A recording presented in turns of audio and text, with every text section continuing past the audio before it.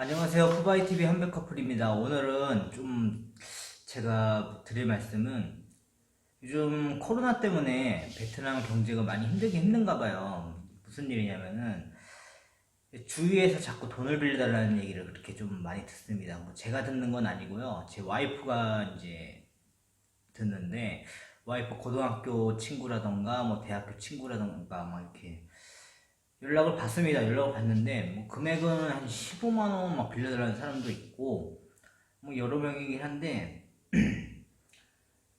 근데 이게 웃긴 게 한 3년 4년 동안 왕래도 없고 연락도 없다가 갑자기 돈을 빌려달라는 거예요. 이게 참 씁쓸하죠. 이게 씁쓸한데 뭐 왕래가 조금 있었으면은 뭐 돈을 빌려줄 수도 있고 막 그럴 수도 있는데, 왕래 한 번도 없고 연락 한 번도, 메시지 한 번 없다가 갑자기 돈을 빌려달라고 얼마나 황당합니까? 뭐 그런 친구도 있고, 또 특히나 요 근래 조금 저도 좀 충격을 받았던 게, 저희가 부부 동반을 좀 자주 하는 모임이 있습니다.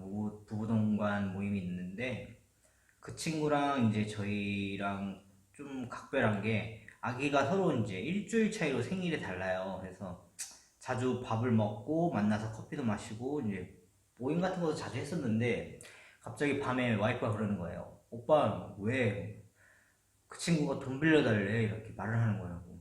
왜? 몰라, 땅 산대. 얼마 빌려달래요? 그러니까 250만 원 정도 빌려달라는 겁니다. 5천만 동인데, 야, 이게 250만 원이면 작은 금액이 아닙니다. 베트남 이제 월급으로 봐도 작은 금액도 아니고, 물론 그 친구가 이제 어느 정도 베트남에서 이제 경제적으로 좀 부유합니다. 뭐 그 친구 같은 경우에는 이제 구청에서 이제 행정공무원으로 있고, 남편 같은 경우에는 이제 장교입니다. 장교 군인인데, 둘 다 안정적으로 이제 생활을 하고 있고, 뭐 여자 쪽에서도 이제 집안이 자체가 조금 부유해서 뭐 그런 경우인데, 갑자기 돈을 빌려달라고 하는데, 그 돈을 빌려달라는 이유가 뭐 베트남 같은 경우에는 병원이 이제 먼저 돈을 지불을 해야 이제 진료를 받을 수 있고 이렇기 때문에 뭐 급전이 필요할 수도 있어요. 뭐 갑자기 뭐 누군가 엄청 아프다는 거, 그 경우에는 필요한데, 아니 땅을 사는데 계약금이 없어가지고 돈을 빌려달라는 겁니다.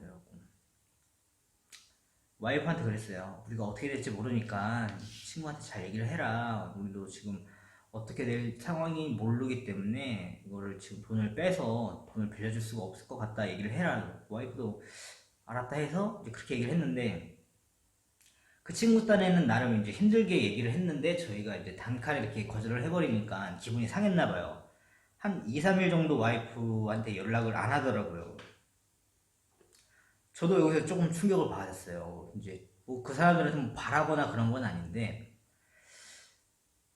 저희가 어떻게 보면 1년 정도, 1년 넘게 이렇게 좀 유대관계를 좀 쌓았고, 이제 좀 가깝게 지냈는데, 돈 앞에서 이렇게 갑자기 좀 사람이 변했다고 할까요? 좀 새로운 모습을 보이니까 좀 실망도 했고, 그런 것 때문에 참 요즘 들어서, 야, 내가 이렇게 대인관계를 못했나 막 이런 생각 들기도 하고, 내가 사람을 잘 못 보는 건가 막 이렇게 좀 자괴감도 솔직히 좀 들었습니다. 실망감이 커가지고. 또 그 다음에 요즘 제가 또 향수병이 와가지고 좀 힘든 면도 없지 않아 있는데, 뭐가 문제냐면 또 이제 베트남 생활하면서 이제 조금 한국과 차별이 되잖아요. 아무래도 차이가 나다 보니까 아무리 베트남이라 해서 이해를 하려고 해도 좀 안 되는 부분들이 없지 않아 있습니다. 뭐냐면은 되게 사소한 거예요. 백시 같은 데서도 막 새치기 같은 거 막 하고, 바빠 죽겠는데 이제 계산하려고 딱 와서 물건을 내려놓고 있는데, 제 앞에 당연한 듯이 물건 앞에 딱 냅두고 계산하려고 하는 거 보면은 정말 가끔 화가 납니다. 화가 나고, 그다음에 또 뭐 운전할 때도 그렇고요. 운전할 때도 뭐 역주행하고 막 불법 유턴하는데, 뭐 그냥 평소 같으면은 이렇게 막, 베트남이니까 원래 이러니까 운전하는 거 다 이해합니다. 이해하는데, 바쁠 때 그러면 정말 짜증나잖아요. 내가 뭔가를 해야 되는데 빨리 하고, 뭔가를 빨리 해야 되는데 이게 뭔가 방해가 들어오면은 기분이 막 짜증나고 막 그러니까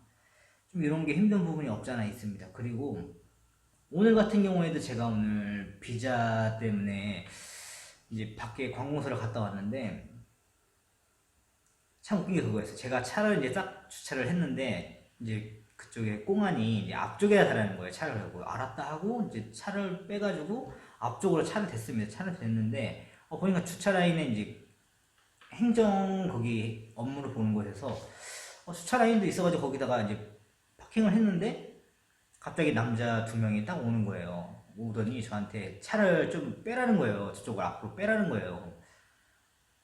저는 빨리 아침에 이제 업무를 봐야 되기 때문에 여권만 찾아갖고 나오려고 했는데 갑자기 차를 빼라는 거예요. 아, 제가 문을 딱 잠그고 가려고 하니까 못 가게 막는 거예요. 여권 비키라고 하고 저는 그냥 갔습니다. 갔는데 갑자기 뒤에서 쭝얼쭝얼 대더니 딱 뭔가를 말하는데 제 귀에 딱 들리는 거예요. 이게 뭐냐면은 제가 베트남어를 처음 배운 욕이에요. 그러니까 제가 뭐 베트남 말을 처음 배운 단어가 욕인데 그 단어를 제가 지나가는데 그 얘기를 하는 거예요. 제가 그래 가다가 뒤를 돌아봤어요. 돌아봤더니 저를 딱 쳐다보고 있더라고요. 그래갖고 제가 이제 헐게 봤는데 기분이 상하잖아요. 그래갖고 제가 완전 되돌아봤어요. 되돌아봤더니 그 다음에 그냥 가더라고요. 그래서 다시 이제 여권 찾는 곳에 가서 이제 영수증 내밀고 이제 여권을 찾으려고 기다리고 있는데 이제 따라온 거예요. 그 뒤에 따라와가지고 저한테 이제 막 얘기를 하는 겁니다. 차에 대해서 막 얘기를 하는데 제가 가만히 있었어요. 가만히 있었는데 갑자기 이제 그쪽 공무원들이 공안들이 그러는 거예요. 차 뭐, 쎄뭐, 이게 하면서 막 얘기를 합니다. 뭐. 그러더니 이제 전 막 얘기를 서로 막 얘기를 하는 겁니다. 얘기를 하다가 그러는 거예요. 리엉르아 뭐 미쳤냐고 막 얘기를 하는 겁니다. 그러더니 거기에 이제 조금 높으신 분이 계셨는데 이제 그 사람이 저 사람 한국 사람이다 얘기를 하니까 그냥 나가더라고요.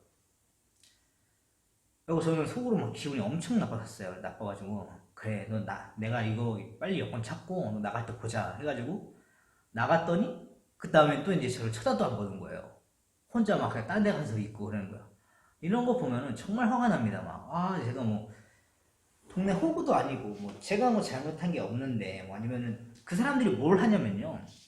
이제 거기가 이제 여권 찾는 데가 따로 여권 업무를 보는 데가 있고 그 바로 앞에 이제 자동차 등록을 하고 자동차 번호를 받는 데가 있습니다. 근데 그쪽에서 자동차 번호를 받으면은 이제 차량에다가 이제 번호를 달아야 되잖아요. 근데 그거를 그 사람들이 이제 한 10,000원 정도 받고 이제 번호판을 달아주는 사람이에요. 근데 그 사람들이 그 번호판을 달아주기 위해서 그 한쪽 공간은 자기네들이 그냥 막 쓰는 겁니다. 관공서 주차장을. 근데 제가 거기다가 주차를 한 거예요. 아니 저는 이제 당연히 꽁안이 이제 거기다 주차를 하라고 해서 했는데 자기네는 자기가 영업하는 곳에 주차를 했다 이거예요. 그래서 기분 나쁘다 이겁니다. 그러니까 저도 이제 어떻게 보면 한국 사람 입장에서는 어이가 없잖아요. 관공서에서 이제 뭐 특히나 꽁안이 거기다 주차를 하라고 해서 주차를 했는데 이제 그쪽에서 이제 나름 영업을 하는 거죠. 영업을 하는 사람들이 자기네 이제 영업장을 방해했다는 그런 생각이 들어서 저한테 와서 막 얘기를 한 겁니다. 이런 걸 보면요 정말 화가 납니다. 생활을 하고 있지만 여기서 생활을 하고 있지만 이런 시민의식 같은 게 진짜 아직까지는 참 멀었구나라는 생각이 듭니다. 예전에 비해서는 많이 그래도 좋아지긴 했어요. 진짜 제가 여기 초창기 왔을 때 비하면은 조금 많이 발전도 되고 그렇게 했는데 그래도 아직은 갈 길이 멀다는 거. 그래서 제가 봐도 아직은 베트남은 좀 경제가 뭐 조금 오르긴 했어도 이 시민의식 같은 거는 아직까지는 확실히 부족하다 이렇게 느껴집니다. 그래갖고 요즘에 참 이런 부분들이 힘들고 뭐 특히나 이제 지금 코로나 사태로 제가 원래는 코로나 오기 전에는 이제 두세 달에 한 번씩 한국에 방문을 했었는데 작년 12월 달 이제 크리스마스 이브 날 여기 베트남에 들어왔는데 그때 이후로 지금까지 발이 묶여 있는 거예요. 거의 이제 1년이 돼 가는데 이제 발이 묶이다 보니까 심적으로 좀 뭔가 압박감이 있는 거예요.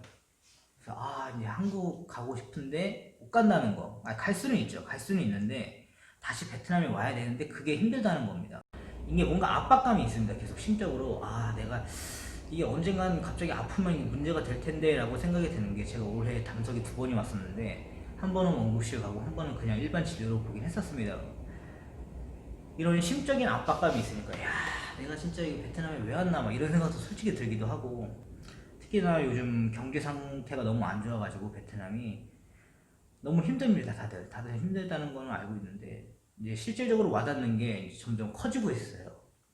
이제 베트남 경제가 이제 많이 다운된다는 것을 지금 여기 현지에서 많이 느끼고 있습니다. 저도 이제 가끔 그런 생각이 듭니다. 막 이제 다시 이걸 한국에 잠깐 들어가야 되나 다시 들어가야 되나 막 이런 생각도 들고.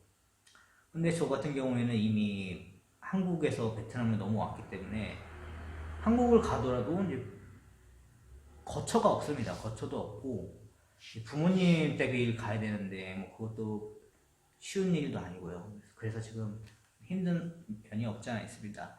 일단은 뭐 오늘은 이렇게 향수병이랑 뭐 돈에 관련돼서 이렇게 얘기를 좀 말씀을 드렸고요.